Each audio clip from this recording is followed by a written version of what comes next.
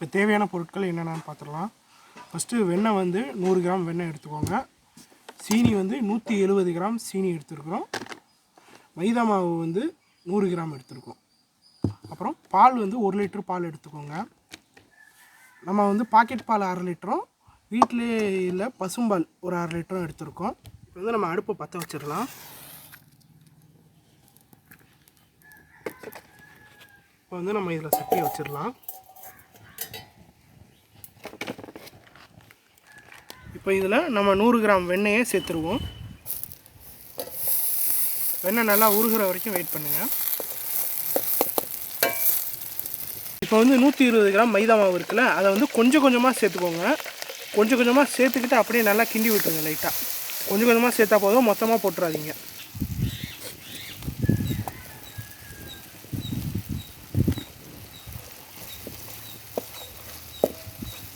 பார்த்தீங்கன்னா இந்த பதத்துக்கு வந்துருக்கணும் கரெக்டாக. இப்போ நம்ம எல்லா மைதா மாவையும் சேர்த்தாச்சு. இப்போ இதில் வந்து பால் 1/2 லிட்டர் ஊற்றிடலாம்.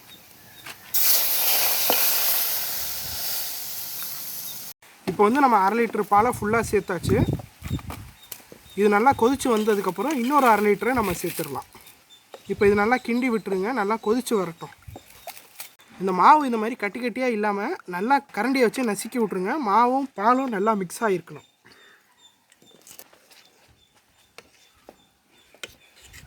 இதை வந்து நீங்கள் நார்மல் கேஸ் ஸ்டவ்வில் செஞ்சீங்கன்னா மீடியம் ஃப்ளேமில் அடுப்பை இப்போ வச்சுக்கோங்க. தீ வந்து இதுக்கு ரொம்ப தேவைப்படாது, ஒரு மீடியமாக இருந்தால் போதும். இப்போ வந்து டெக்ஸ்சர் வந்து ஓரளவுக்கு நல்லா வந்துருச்சு. இந்த நேரத்தில் நம்ம இன்னொரு 1/2 லிட்டர் பால் பாக்கெட் பாலை நம்ம இப்போ இதில் சேர்த்துடலாம். நீங்கள் ஃபுல்லாக பாக்கெட் பால் யூஸ் பண்ணாலும் பண்ணிக்கலாம், இருந்தாலும் மாட்டுப்பால் யூஸ் பண்ணிங்கன்னா டேஸ்ட்டு கொஞ்சம் பெட்டராக இருக்கும். இப்போ இதையும் அது மாதிரி கட்டி பிடிக்காமல் நல்லா கிண்டி விட்டுருங்க. கரண்டியை வச்சு கிண்டி பார்த்தோம், அந்தளவுக்கு சரியாக கரையில். அது மாதிரி இது மாதிரி விஸ்க் இருந்துச்சுன்னா விஸ்க் எடுத்துக்கோங்க. விஸ்கை வச்சுக்கிட்டு நல்லா கரைச்சி விட்டுருங்க. மாவு எதுவும் கட்டி இருக்கக்கூடாது, நல்லா பாலோட எல்லா மாவும் நல்லா மிக்ஸ் ஆகிடணும். நல்லா கரைச்சி விட்டுருங்க இந்த மாதிரி. இப்போ இது வந்து க்ரீம் நல்லா திக்காகிற வரைக்கும் அடுப்புலேயே வச்சுருங்க. இந்த மைதா மாவு வந்து உங்களுக்கு வெந்திருக்கணும், அப்போ தான் மாவோட பச்சை வாசனை போயிருக்கும். அது வரைக்கும் மீடியம் ஃப்ளேம்லேயே வச்சு அடுப்பில் இது மாதிரி கிண்டி விட்டுக்கிட்டே இருங்க, அடி பிடிக்க விட்றாதீங்க. இந்த அளவுக்கு டெக்ஸ்சர் வந்தால் போதும். இப்போ நல்லா க்ரீம் மாதிரி ஆகிடுச்சு. இதை நம்ம வந்து அடுப்புலேருந்து இறக்கி வச்சிடலாம். இப்போ வந்து நம்ம அடுப்புலேருந்து சட்டியை இறக்கி வச்சாச்சு. இது வந்து ஒரு 2 மணி நேரம் ஆற விட்ருங்க. நல்லா எவ்வளோ நேரம் ஆறுதோ அவ்வளோ நேரம் ஆறட்டும். நம்ம சீனி இருக்குல்ல, 170 கிராம் சீனி நம்ம எடுத்து வச்சுருந்தோம். அதில் பாதி சீனியை வந்து இதில் போட்டு இப்போ கரைச்சிருங்க. சூடோடு இருக்கிறதுனால கரைஞ்சிரும் சீனி. இப்போ இதில் ஒரு பாதி சீனி நம்ம சேர்த்துருவோம். ஓகே, பாதி சீனி எடுத்தாச்சு. இது எல்லாத்தையும் நல்லா ஒன்றா மிக்ஸ் பண்ணி விட்டுருங்க. இப்போ சூடாக க்ரீமு வந்து சூடாக இருக்கிறதுனால ஒன்றா நல்லா உருகி கரைஞ்சிரும். இது வந்து நல்லா சூடு ஆறட்டும், ஆறுற வரைக்கும் வெயிட் பண்ணுங்கள். இப்போ இது வந்து ஓரளவுக்கு வெது வெதுப்பாக ஆறிடுச்சு. இதை வந்து நம்ம இந்த பவுலில் ஊற்றி வச்சிடலாம்.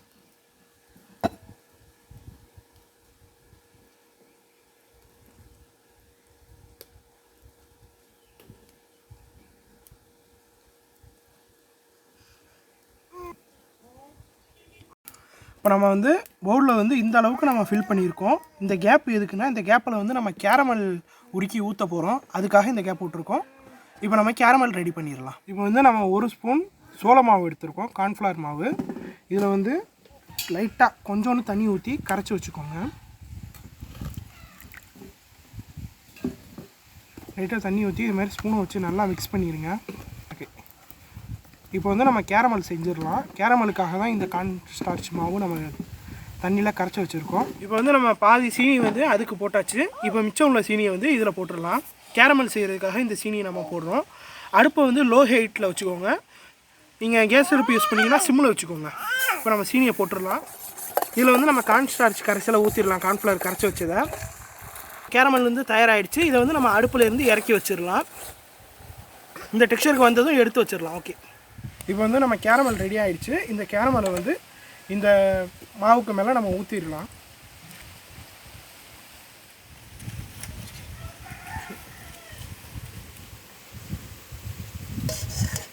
இதில் நம்ம கேரமலை ஊற்றியாச்சு. இந்த கேரமலை வந்து கரண்டியை வச்சு பொறுமையாக அப்படி எல்லா பக்கமும் ஸ்ப்ரெட் பண்ணி விட்டுருங்க.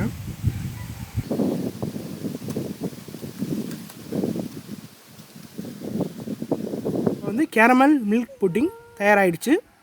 பார்த்திங்கன்னா இந்த மாதிரி ஒரு லேயர் வரணும். இந்த அளவுக்கு நம்ம கேரமல் ஊற்றிருக்கோம். இதை வந்து நம்ம ஃப்ரிட்ஜில் ஒரு அரை மணி நேரம் வச்சிடலாம். நல்லா நம்ம பார்த்திங்கன்னா கேக்கு டெக்ஸ்சருக்கு புட்டிங் டெக்ஸ்சருக்கு உங்களுக்கு கரெக்டாக வந்திருக்கும். இதை தூக்கி நம்ம இப்போ ஃப்ரிட்ஜில் வச்சுருவோம். ஃப்ரிட்ஜில் வச்சாச்சு. கிளாஸு கிண்ணமாக இருக்கிறதுனால இதை வந்து ஃப்ரீஜரில் வச்சிடாதீங்க.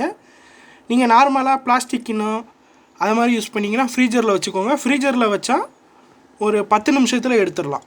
ஓகே, இப்போ நம்ம ஒரு அரை மணி நேரம் கழித்து வந்து பார்ப்போம் ரெடி ஆகிருக்கான்னு. அவ்வளோதான், சுவையான கேரமல் மில்க் புட்டிங் தயாராகிடுச்சு. இது வந்து மெயினாக என்னன்னு பார்த்தீங்கன்னா, வெண்ணெயில் வந்து அந்த மாவு வந்து நல்லா வறுத்து வேக வச்சுருங்க. இல்லைனா பச்சை மாவு வாசனை அடிக்கும். மாவு வெந்துட்டுனா உங்களுக்கு இந்த புட்டிங் வந்து செம டேஸ்ட்டாக சூப்பராக வந்திருக்கும். வீடியோ பார்த்ததுக்கு ரொம்ப நன்றி. தேங்க்ஸ் ஃபார் வாட்சிங். Bye bye.